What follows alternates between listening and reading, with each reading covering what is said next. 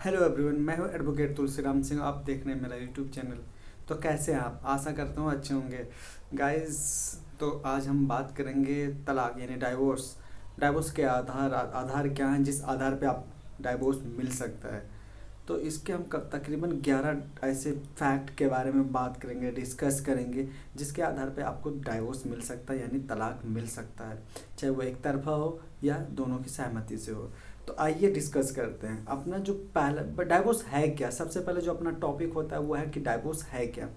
तो मैं आप लोगों को बताना चाहूँगा, जब पति पत्नी का या जब दो युवा लोग आपस में काफ़ी समय लंबे समय से मतलब एक रीति रिवाज के अनुसार बंधे होते हैं, साथ में रहते हैं, जिनको पति पत्नी कहते हैं, रहते हैं, हस्बैंड वाइफ कहते हैं, काफ़ी समय से रह रहे होते हैं, ठीक है। उनके बीच में जब दूरियां आ जाती हैं तो उनको कानून द्वारा क्या कहते हैं, लीगली तरीके से उनको अलग रहने की जो अनुमति देना या पति पत्नी के जो कर्तव्य होते हैं, जो उनकी ड्यूटी होती है, ठीक है, उनसे उन चीज़ों से मुक्ति करना को ही विवाह विच्छेद यानी कि डाइवोर्स कहते हैं या तलाक कहते हैं।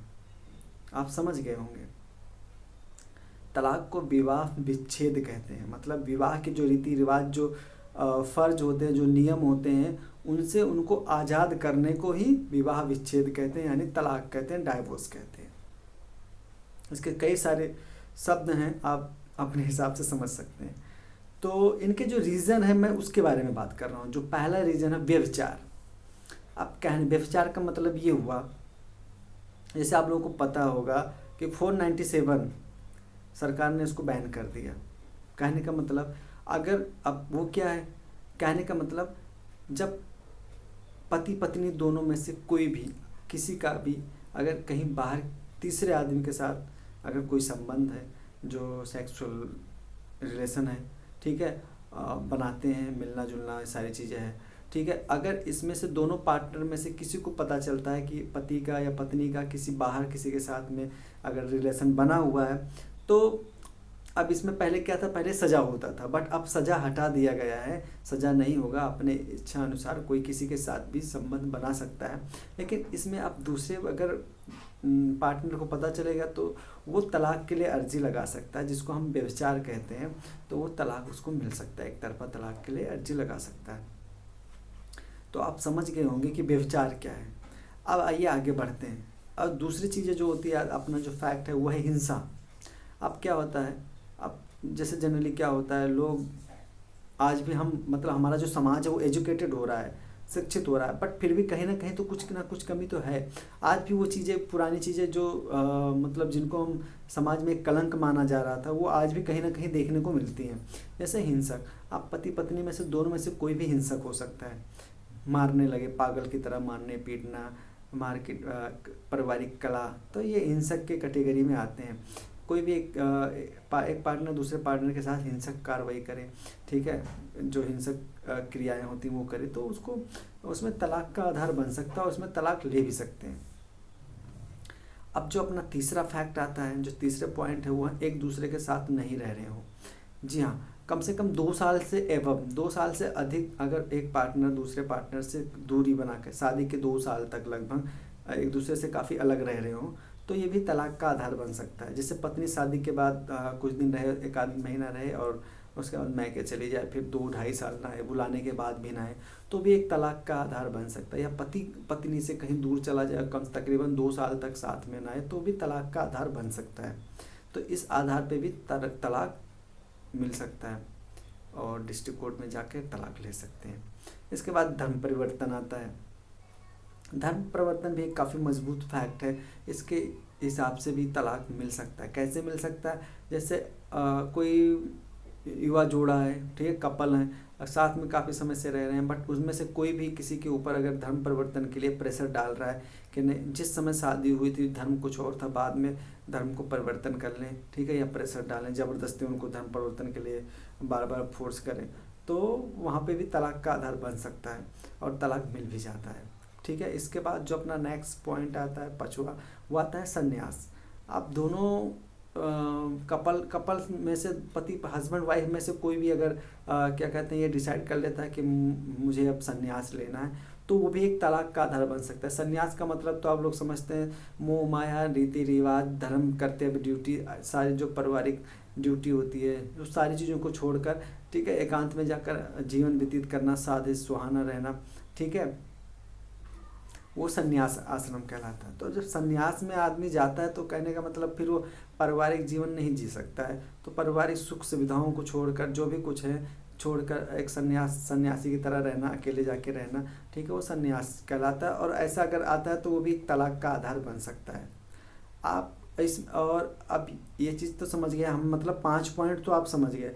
अब जो अपनी छठवीं पॉइंट है वो जैसे है अपना गुमशुदा होना। जैसे क्या होता है, देख, हस्बैंड वाइफ में से कोई भी अगर काफ़ी लंबे समय तक, तकरीबन 7 साल तक, काफ़ी समय से उनका कोई अता पता नहीं है, गुमशुदा हो गए हैं, जैसे कोई बाहर चला गया, काफ़ी दिन तक नहीं आया, चाहे वो हस्बैंड चाहे वाइफ हो, उनका कोई अता पता ना हो। कुछ लोग तो क्या होता है, भाग भी जाते हैं। तो ऐसे सिचुएशन में भी तलाक का आधार बन सकता है और तलाक मिल सकता है। वो भी एक तरफा तलाक मिल सकता है कि भाई अब 7 साल तक, ज़्यादा इंतजार भी नहीं कर सकता, मैक्सिमम 7 साल है।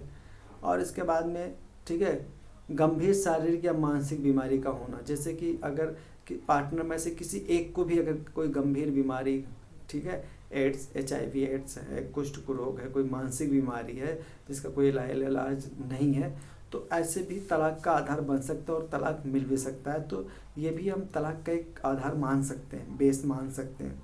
इसके अलावा जो आपका 8वां पॉइंट है वो है नपुंसक। अगर क्या नाम है, पार्टनर में से कोई भी, हस्बैंड वाइफ में से कोई भी अगर नपुंसक है, ठीक है, तो वो भी एक तलाक का आधार बन सकता है। बाकी आप नपुंसक के बारे में आप लोग समझते होंगे, ठीक है। उसके बाद बहुविवाह हो गया। अब बहुविवाह का मतलब, नपुंसक आप चीज़ समझ गए तो आगे हम बढ़ते हैं, ठीक है। बहुविवाह जैसे क्या होता है, अगर पहली वाली पत्नी जिंदा है और दूसरी शादी कर रहे हैं या तीसरी शादी कर रहे हैं, तो वो भी पहली वाली पत्नी का राइट बनता है कि वो दूसरी तलाक ले सकती है। या पत्नी 2-3 शादी कर ले, 2 बार, और बाद में पता चले इसने कई लोगों से शादी कर रखा, तो वो भी तलाक का आधार बन सकता है और इस आधार पे तलाक मिल जाएगा।